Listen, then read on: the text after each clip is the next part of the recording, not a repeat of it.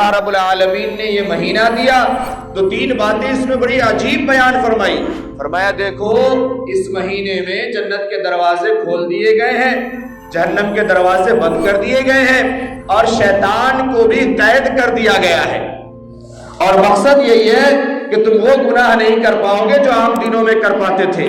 یعنی ایک پورا ماحول بنا کر کے دیا کہ روزے کی حالت میں ہو، اپنے آپ کو بچا کر کے رکھو، پورا قرآن کی طرف لگ جاؤ، ذکر و اذکار کی طرف لگ جاؤ، یہ تمام کام کرو تاکہ جنت کے دروازے تمہارے لیے کھول دیے گئے ہیں یہ تمہارے لیے کھل جائے، اور جہنم کے دروازے جو بند کر دیے گئے ہیں یہ تمہارے لیے بند ہو جائے. یہ بہانہ بازی رمضان میں کہا کہ ہم بھٹک جا رہے ہیں، شیطان بھٹکا دے رہا ہے، شیطان بلوا دے رہا ہے، شیطان دکھلوا دے رہا ہے، شیطان کھلوا دے رہا ہے، شیطان ایسا کروا رہا ہے. شیطان کچھ نہیں کروا رہا، شیطان تو قید ہے. آج ہم خود شیطان کی تربیت میں رہ کر کے، میں نے گزشتہ ایک آیت پڑھی تھی، شاید آپ کو یاد ہو، میں پڑھ کے ترجمہ کر رہا ہوں، پھر یہ بات آپ کو سمجھا رہا ہوں.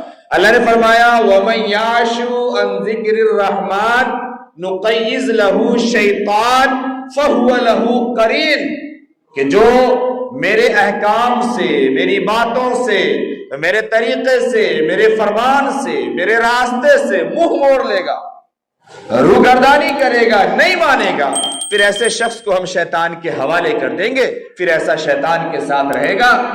اب ہوا یہی کہ جب ہم نے سال بھر 11 مہینے تک اللہ کی نافرمانی کرتے رہے، اللہ کے احکام کو ہم چھوڑتے رہے اور توڑتے رہے، ہر گناہ میں لگے رہے، ہم نے ہر حرام کو مزے کی چیز سمجھ کر کے کھایا اور پیا، ہم نے حرام بولا، حرام اپنایا، حرام دیکھا، حرام سنا.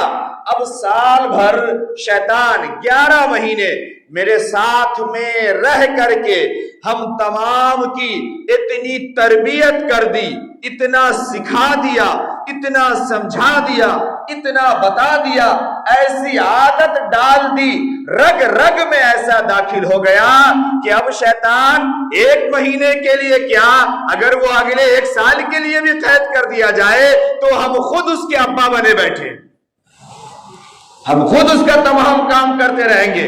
اس نے ہمیں سب سکھا دیا ہے کہ کب کیا دیکھنا ہے، کب کہاں سٹے لگانے ہیں، کب کہاں گیم کھیلنا ہے، کب کہاں کیا حرام کھانا ہے، کب کہاں کیا حرام پینا ہے، کب کہاں کیسے حرام طریقے سے مال کمانے ہیں، کب کہاں کسی حرام کے ساتھ گھومنے جانا ہے.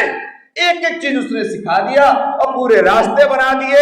ہم سال بھر میں ان تمام کے ٹرک کو سیکھ گئے ہیں، راستے کو سیکھ گئے ہیں. ہمیں پتا ہے کہ کس گناہ کو کر کے کس گلی سے نکل جائیں گے اور کوئی جان بھی نہیں پائے گا، کوئی سمجھ بھی نہیں پائے گا. اور ہم وہی سب ابھی بیٹھے بیٹھے کر رہے ہیں اس رمضان میں بھی، اور ذمہ داری شیطان کو دے رہے ہیں. اس لیے رمضان جو ملا ہے، روزے کا جو مقصد اللہ نے بیان فرمایا، وہ مقصد یہی ہے لعلکم تتقون، کہ تم سدھر جاؤ، سدھر جاؤ، نیک بن جاؤ، اچھے بن جاؤ، پرہیزگار بن جاؤ، اپنی اصلاح کر لو، اپنے گناہوں کو اپنے رب کے سامنے رو دھو کر کے معاف کروا لو، اپنے آپ کو اچھے بنا لو. اللہ نے کھانے کی بھی تربیت کروا دی، پینے کی بھی تربیت کروا دی. فرمایا روزہ اس بات کا نام تھوڑی ہے کہ صرف کھانے پینے سے رک جاؤ، کھانے پینے سے رکنے کے ساتھ ساتھ آنکھوں کی بھی حفاظت ضروری ہے. اور اس روزے کو خراب کرنے کے لیے اگر میں ایک جملہ کہوں، آپ اگر سمجھ سکے تو سمجھ لیجئے کہ اس روزے کے پورے ثواب کو ختم کرنے کے لیے صرف یہ موبائل کافی ہے. اگر آپ سمجھ سکتے ہو تو اس کو سمجھ لیجئے. چاہے آپ نیوز کے عادی ہو، چاہے آپ میچ کے عادی ہو، چاہے آپ جس چیز کے بھی عادی ہو، ہر جگہ وہ برہنگی تصویریں، ہر جگہ وہ روحانیت، ہر جگہ وہ روح کو تباہ کرنے والے تمام موادات موجود ہیں. اور بس یہ چند منٹوں کا روزے کے درمیان میں ہمارا موبائل کے ساتھ لگنا ہمارے دن بھر کے تمام بھوکے پیاسے رہنے کے ثواب کو یہ چند منٹوں میں غارت کر دیتا اور ختم کر دیتا. اس سے دوری بنائیں، دور رہیں۔ جب نہیں تھا موبائل تو کیا لوگ زندہ نہیں تھے؟ آج جس کے جیب میں ہے اگر 1 سال پہلے نہیں تھا تو کیا وہ زندہ نہیں تھا؟ یا اگر ہم روٹین بنا لیں گے اور ضروریات کے تحت چیزوں کو استعمال کریں گے تو کیا ہم نہیں جی سکتے ہیں؟ ہم سوچیں ذرا، ہم کون سی اصلاح اپنی کر رہے ہیں؟ رمضان میں ہم کیسے بن رہے ہیں؟ یا بس یوں ہی رمضان آ کر کے گزر رہا ہے اور گزر جائے گا؟ لگ بھگ پہلے عشرے کا آدھا عشرہ ہمارے درمیان سے چلا گیا۔ آقا صلی اللہ علیہ وسلم نے فرمایا کہ پہلا عشرہ جو ہے یہ رحمت والا عشرہ ہے، اس میں اللہ کی رحمت متوجہ ہوتی ہے۔ اللہ کی رحمت کو متوجہ کرنے کے لیے کوئی کام ہم نے کیا سوائے اس کے کہ ہم بھوکے اور پیاسے ہیں؟ ذرا سا اپنا محاسبہ کیجئے، ذرا سا 1 سیکنڈ کے لیے اپنی آنکھیں بند کر کے اپنے اندر جھانک کر کے آپ دیکھیے کہ اس 6 روز یا 5 روز کے روزے کے درمیان ہم سوائے بھوکے اور پیاسے رہنے کے علاوہ کون سے گناہ سے اپنے آپ کو بچانے کی کوشش کی ہے؟ کیا ہم باہر اگر نکلے ہیں تو ہم نے نگاہوں کی حفاظت کی ہے؟ کیا ہم ایک دوسرے کے ساتھ بات چیت کیے ہیں تو کیا ہم نے زبان کو قابو میں کیا ہے؟ کیا ہم نے معاملات کیا ہے تو جھوٹ اور دھوکہ دری سے پرہیز کیا ہے؟ اب غور کر کے دیکھیں، ذرا سا سوچے کیا کیے ہیں ہم؟ اگر ہم نے یہ نہیں کیا، آقا صلی اللہ علیہ وسلم نے فرمایا کہ بھوکا اور پیاسا رہنے کا کوئی فرق نہیں پڑتا، بھوکا پیاسا رہنے سے کچھ نہیں ملتا اسے۔ تو ہم اس کو سمجھیں۔ اچھا، اس سے پہلے ایک مہینہ گزرا نا، شعبان کا مہینہ، ہمارے یہاں بہت قرآن کی تلاوتیں ہوئی، لوگوں نے بھی خوب کیا، عورتوں نے بھی کیا، مردوں نے بھی کیا، گھر میں بھی عورتوں نے خوب ختم پڑھا، خوب بخشوایا۔ اس کے علاوہ قرآن خوانی کا بھی ماحول چلا، وہ بھی ہوا۔ میں قرآن خوانی پہ بات نہیں کر رہا ہوں اس وقت، لیکن میں یہ عرض کر رہا ہوں کہ اس مہینے میں جتنی قرآن کی تلاوتیں کی گئی ہر حرف پہ 1 نیکیاں ملی ہے۔ لیکن یہ رمضان کا مہینہ ہے، قرآن مقدس کو اس سے خاص مناسبت ہے۔ آقا صلی اللہ علیہ وسلم نے فرمایا کہ ہر حرف کے بدلے میں 10 نیکیاں ملتی ہیں۔ ہم کتنا قرآن مقدس کو پڑھ رہے ہیں، ہم سوچیں، غور کریں۔ 3,23,671 حروف ہیں۔ اگر کسی نے شعبان میں مکمل پڑھا ہے، ختم کیا ہے اور بخشا ہے اور اپنے لیے دعائیں کی ہے، سب کچھ کیا ہے، تو 3,23,671 کا ثواب ملا۔ اور اگر رمضان میں ہم اسی کا اہتمام کرتے اور اگر ہم اسی کو پڑھیں تو آپ اس کو 10 سے ملٹیپلائی کر لیجیے۔ ہم اتنے بڑے اجر و ثواب سے محروم ہیں، قرآن کی طرف ہمارا دھیان نہیں۔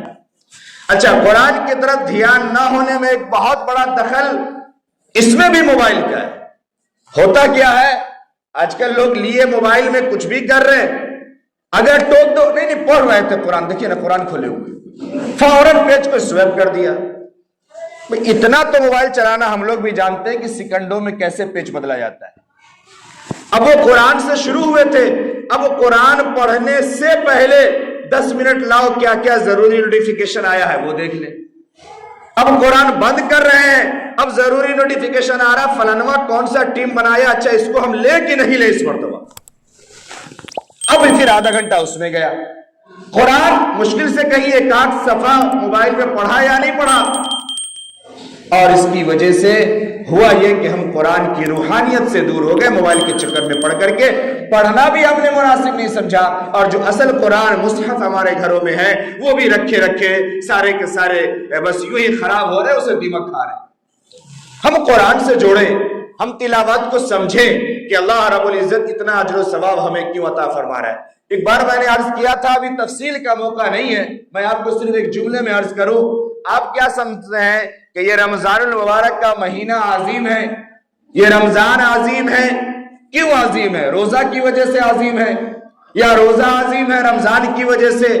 نہیں، آپ اس کی تاریخی حیثیت کو اگر سمجھیے اور پڑھیے تو آپ کو معلوم ہوگا کہ یہ پورا رمضان جو اللہ نے سجایا اور بنایا ہے، یہ پورا رمضان اللہ رب العزت نے قرآن مقدس کے اعجاز میں سجایا اور بنایا ہے۔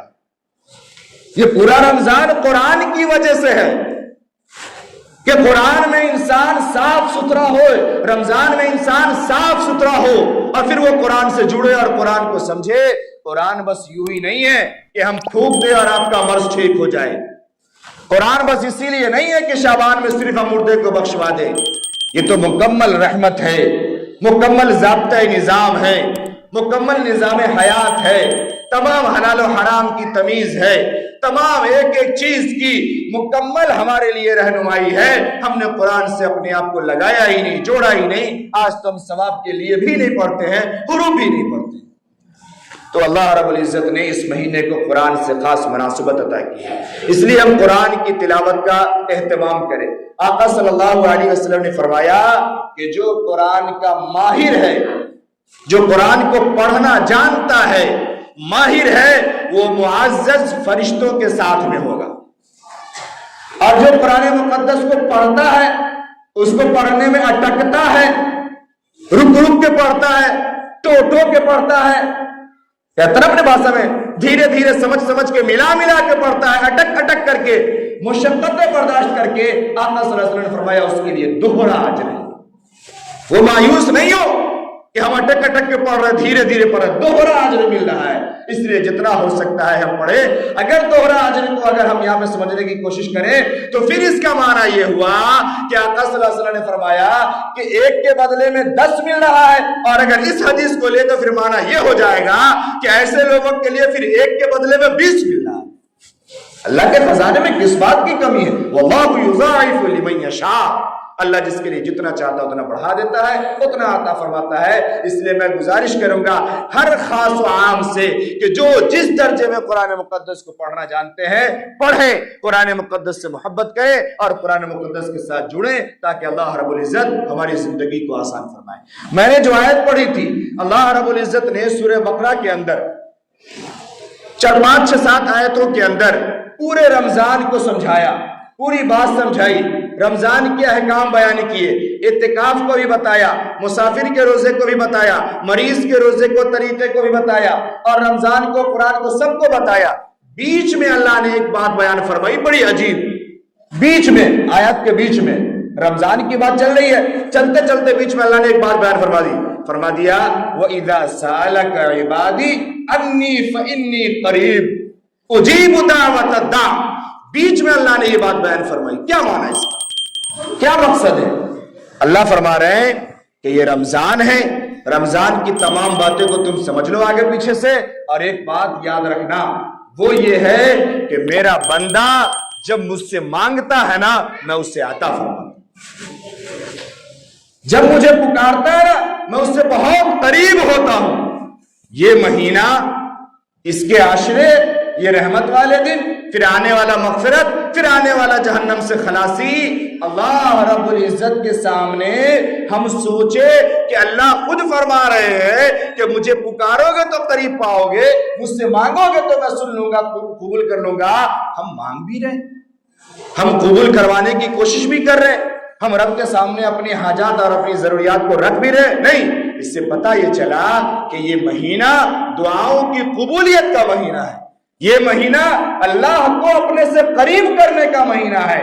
اللہ اس مہینے میں ہم سے قریب ہونا چاہتے ہیں، اللہ نے دروازے کھول رکھے ہیں، اللہ نے موقع دیا ہے، لیکن ہم پھر بھی اس پر دھیان نہیں دیتے۔ اس لیے میرے محترم بزرگ اور دوستو، میں صرف مختصر یہ عرض کروں کہ ہم سب اگر اللہ کے فضل سے عبادات میں لگ گئے ہیں، روزہ رکھ رہے ہیں، تراویح پڑھ رہے ہیں، تو ہم اپنی نیت کو درست کر کے اللہ کے واسطے کریں۔ جو نہیں کر رہے وہ ہمت کرے، ہمت کر کے کوشش کریں، اللہ آسان فرمائے گا، اور پھر ہم اللہ کے سامنے روئیں، گر گرائیں، خوب دعا کریں، خوب استغفار کریں۔ شیطان نے کہا تھا کہ اے اللہ، مجھے تیری عزت کی قسم، جب تک تیرے بندے کے جسم میں روح باقی رہے گی نا، میں اس وقت تک اغوی، اسے بھٹکاتا رہوں گا، گمراہ کرتا رہوں گا۔ یہ توبہ کرے گا، ٹھیک ہے، معافی مانگ لے گا، ٹھیک ہے، اگر اس کے جسم میں روح باقی ہے، میں پھر گناہ کرواؤں گا اس سے، میں پھر اس سے معافی مانگواؤں گا، میں پھر اس کو غلط راستے پہ لگاؤں گا۔ اللہ نے فرمایا سن، میری بھی عزت کی قسم، میرے بھی جلال کی قسم، جب تک اس کی سانسیں باقی ہے، یہ جتنی مرتبہ بھی مجھ سے توبہ کرے گا، میں اس کی توبہ کو قبول فرماؤں گا، یہ میری بھی عزت کی قسم۔ یہ اللہ ہے، ہم شیطانوں کو دوش نہ دیں، ہم اپنی شیطانی اور اپنی شرارت کو چھوڑیں، رب کے سامنے روئیں، گر گرائیں، معافی مانگیں، دعا کریں کہ اللہ رب العزت اس مہینے میں ہم تمام کی اصلاح فرما دے، اللہ ہمارے تمام عبادات کو قبول فرما لے، اللہ ہماری دنیا کی زندگی بھی اچھی بنا دے اور آخرت کی زندگی کو کامیاب بنا دے۔ وآخر دعوانا الحمدللہ رب العالمین، جن کی سنت باقی ہے وہ ادا کریں۔